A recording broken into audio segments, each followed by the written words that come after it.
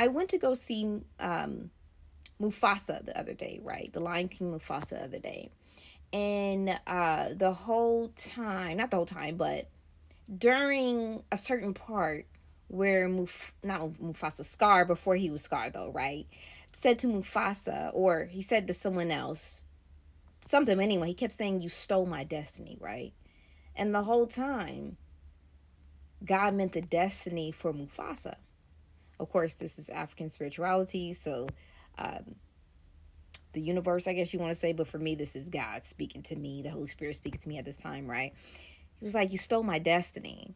And I have been getting messages about destiny swapping, and I just got this download into my spirit about, don't know if it was from the Holy Spirit, just something just was like, how is it your destiny when you never worked for it?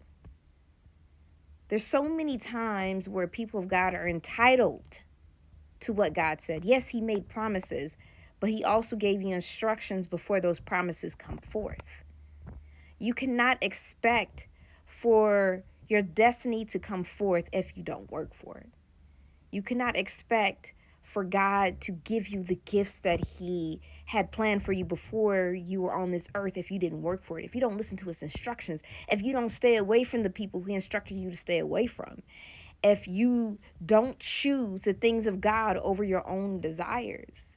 And that's what the message was downloaded to me, because of course I've been going through something where I've been listening more to my flesh on what I want in the moment more than what God actually has for me in the future. He's been telling me to set up for the future, and I haven't really been listening as much, so I knew that was a message for me. Like, your destiny is not your destiny. Someone can't snatch your destiny if you don't do what God said to get that destiny. Like, you're not entitled to it. See, Mufasa, he had courage. Mufasa, he stood up for Scar's mom. Scar left his mom for dead.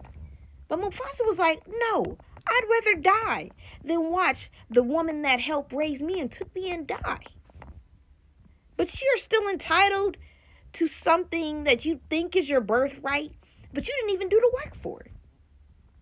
You didn't do the things that God told you to do to break generational curses. Yet you keep saying that you're going to break generational curses. You're going to be the generational curses, but you haven't made the moves. It's not your destiny if you don't work for it. You're not entitled. Get out of the entitlement mindset and start doing what God told you to do.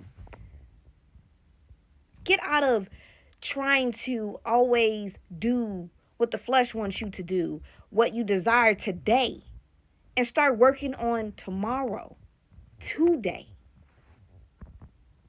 And that was all. Nobody can be a destiny swapper if you hand it to them. They had the courage to take it. Now it's time for you to get in the courage and the faith to do what you are supposed to do, what God told you to do.